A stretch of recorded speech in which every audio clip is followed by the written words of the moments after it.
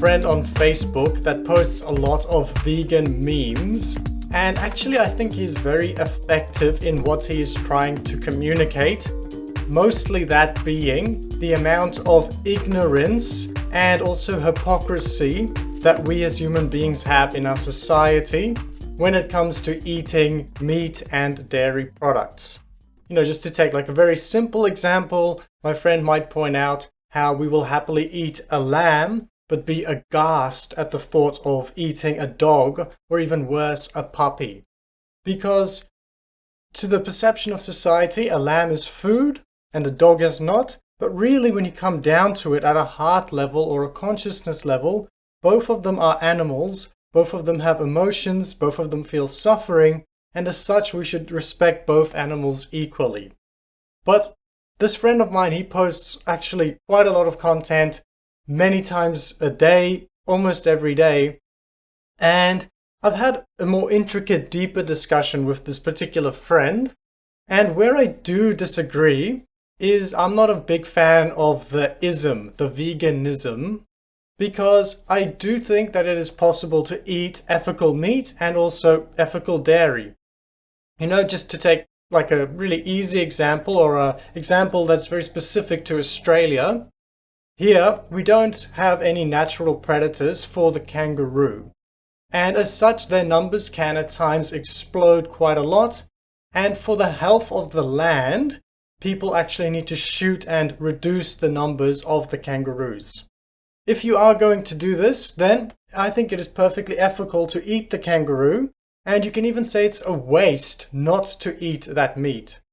In Africa, where I'm from, something similar actually happens sometimes with elephants and also hippopotamus, because they don't have natural predators either. And, when it comes to milk and egg, there could be situations where it is ethical to eat those. Perhaps you find a literal stray chicken on the side of the road and you decide you're going to keep this chicken at home and care for it. And if that chicken lays eggs, I think it's perfectly ethical to eat those. Perhaps you live in India on a small farm and there are cows roaming about.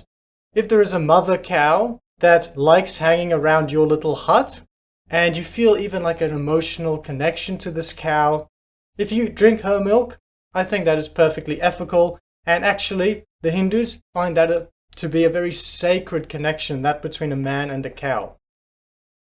Having said that now, the unfortunate thing is that the vast majority of meat, dairy, and eggs on Earth today that we as humans consume, it is produced via factory farming. And really, I would really strongly encourage people to stay away from, fast food meat, for instance.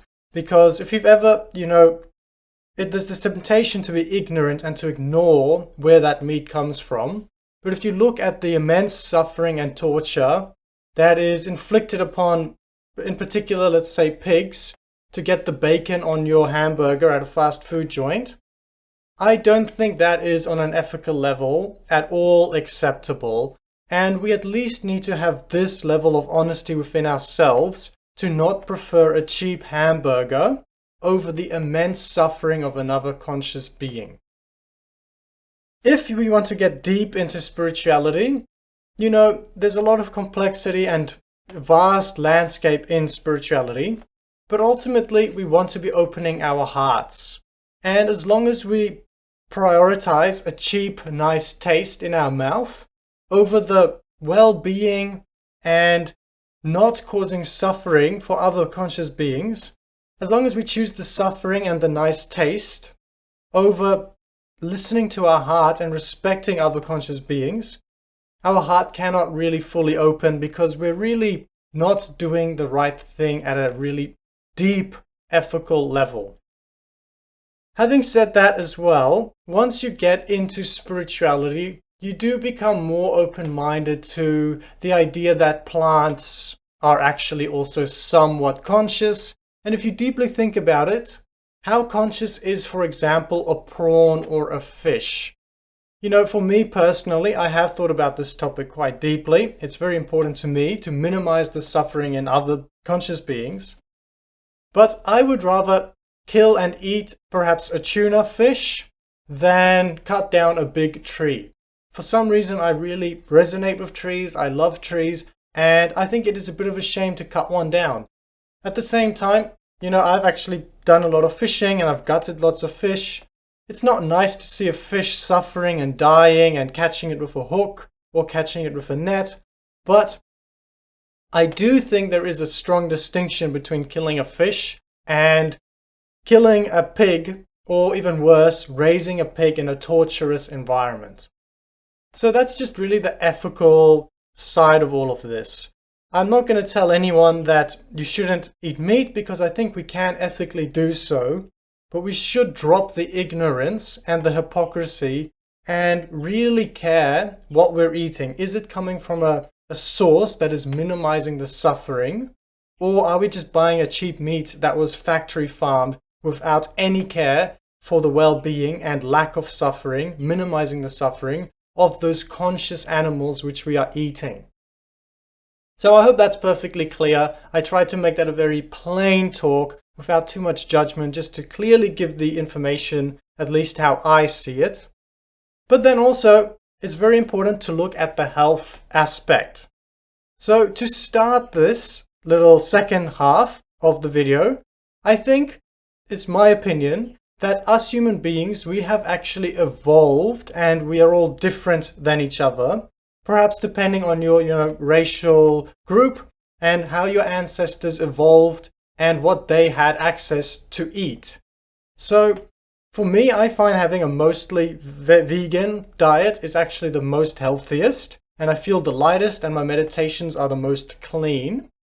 But I also think that other people evolved to eat meat. I think perhaps, I'm not an expert, but I heard that actually the word Eskimo can be derogatory, so I don't want to offend anyone. But the people that live in, Canada, that live in the igloos, as I understand, these native Canadians, native North Americans, north of North America, they eat a lot of seals, and actually that is by far the predominant part of their diet.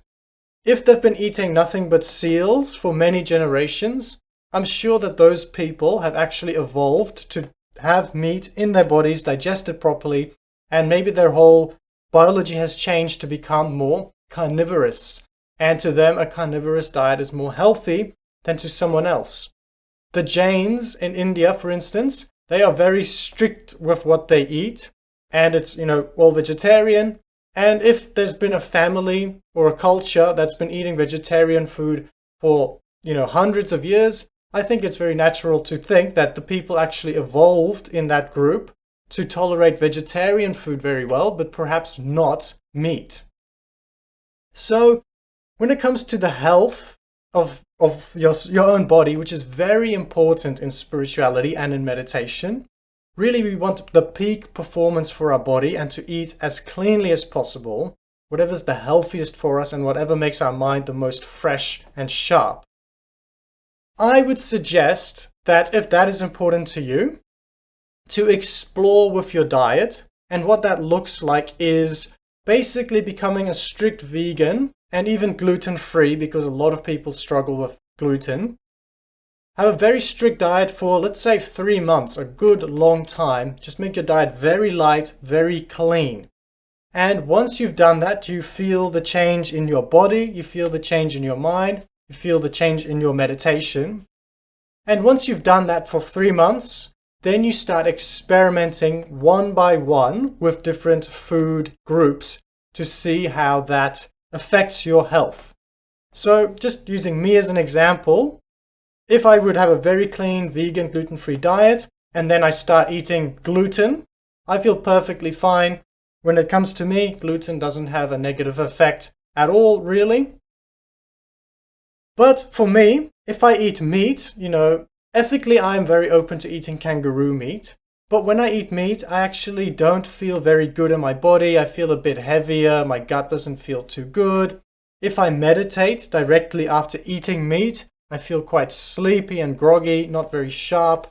And also pimples actually break out on my face. So I think it's clear for my biology that meat is not very good for me. But other people might have totally different experiences Perhaps for you, you are not, maybe your body doesn't like gluten, perhaps it doesn't like dairy, perhaps it loves meat, perhaps it loves eggs.